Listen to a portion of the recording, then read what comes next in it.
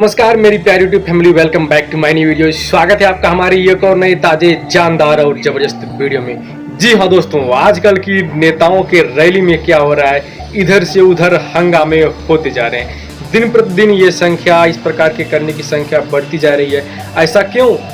क्या जो जनता है वो नेताओं को अब देखना नहीं चाहती है? क्या जनता का पेट नेताओं से भर चुका है? तो फिलहाल में इसी क्रम में आज हम कुछ बात करने वाले हैं। सबसे पहले हम बात कर लेते हैं कि आजमगढ़ में अखिलेश यादव की रैली में मंगलवार को फिर समर्थक बेकाबू हो गए। बारकेडिंग तोड़कर मंच के करीब तक पहुंच गए। पुलिस ने लाठीचार्ज करके समर्थकों को वहां से हटाया। इसके बाद भी समर्थक काबू में नहीं आए। समर्थकों ने कुर्सियां तोड़ दी, जूते चप्पल ईंट पत्थर भी फेंके। बाद में अखिलेश ने मोर्चा संभाला और उन समर्थकों को शांत रहने की अपील की। साथ ही साथ में अखिलेश ने कहा, आप लोग समाजवादी कार्यकर्ता हैं, आप में जोश है, इस जोश को 25 मई तक संभाल कर रखिए। अनुशासन में रहिए, अनुशासन मत बिगाड़िए, पुलिस आपकी सुरक्षा के लिए है। इसके बाद समर्थक शांत हुए। फिर अखिलेश ने रैली को अपने संबोधित किया। मैं आप लोगों को बता देना चाहता हूं, इसके पहले भी सोमवार को अखिलेश यादव ने संत कबीर नगर की रैली में भागल जैसा हालात बन गए थे। रैली में कुर्सियां भी टूटी थी वहां पर भी। और इसके पहले रविवार को अखिलेश और राहुल जी प्रयागराज में जो की रैली में शामिल हुए थे, वहां पर फूलपुर रैली में भी हंगामा हो गया था। और नाराज अखिलेश और राहुल रैली को बिना संबोधित किए भी वहां से इन दोनों को जाना पड़ा था। तो फिलहाल में आजकल में कुछ इस प्रकार के हालात पैदा हो रहे हैं। लेकिन इसके बाद हम बात कर लेते हैं कि आजमगढ़ में जब दोबारा हंगामे के बाद जब मंच पर अखिलेश यादव ने जब बोला, तो फिलहाल में इन्होंने क्या बोला। जब हंगामा शांत होने के बाद दोबारा अखिलेश यादव जी मंच पर गए तो उन्होंने बेहतरीन तरीके से बीजेपी पर निशाना साधा। उन्होंने कहा, अग्निवीर लाकर युवाओं के भविष्य के साथ खिलवाड़ किया गया है।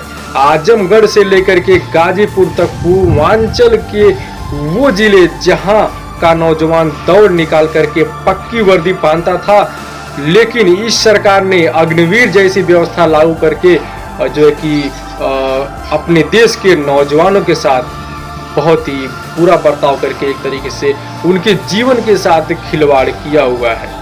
साथ ही साथ में अखिलेश बोले, सरकार बनी तो किसानों का कर्ज भी हम माफ करेंगे।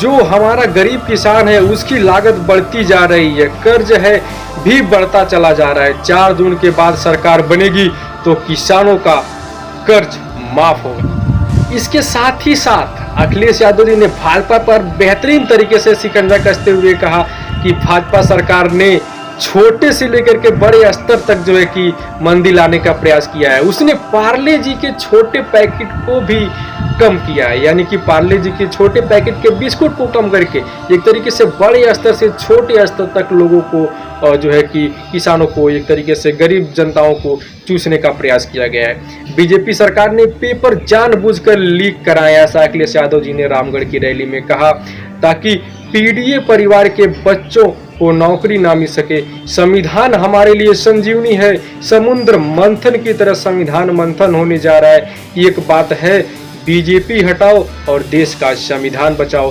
कुछ इस प्रकार से अखिलेश यादव जी ने अपने रैली में जनता को संबोधित किया। साथ ही साथ उन्होंने कहा, जबरदस्ती पकड़कर वैक्सीन लगवाने से जान का भी खतरा हो रहा है हमारे देश की जनता को। भारतीय जनता पार्टी से सबको जबरदस्ती पकड़ करके वैक्सीन लगा दी गई और उसको जान का खतरा पैदा हो गया। इन सभी वैक्सीन का पहले अच्छे से ट्रायल करके तब जो है कि जनता को लगाना चाहिए था। किसी भी चीज पर बिना रिसर्च किए, बिना अच्छे से रिसर्च किए इस प्रकार से कोई भी वैक्सीन जनता को नहीं दी जानी चाहिए। उन्होंने कहा, यह तो अच्छा रहा कि हम लोगों ने नहीं लगवाई, बच गए।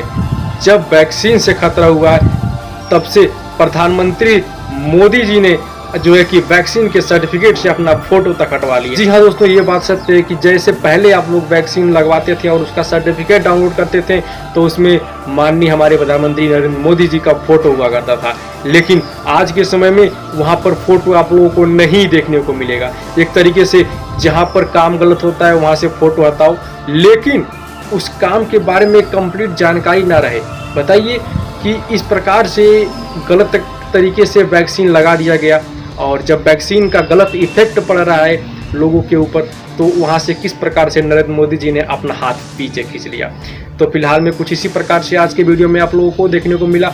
अगर आप लोगों को वीडियो अच्छा लगा हो तो वीडियो को एक लाइक करके हमारे चैनल को सब्सक्राइब करके बेल आइकन घंटे को प्रेस कर दीजिए। तो फिलहाल मिलते हैं अपने नेक्स्ट वीडियो में, तब तक के लिए tata bye bye, Vande Mataram, जय हिंद, बाय बाय।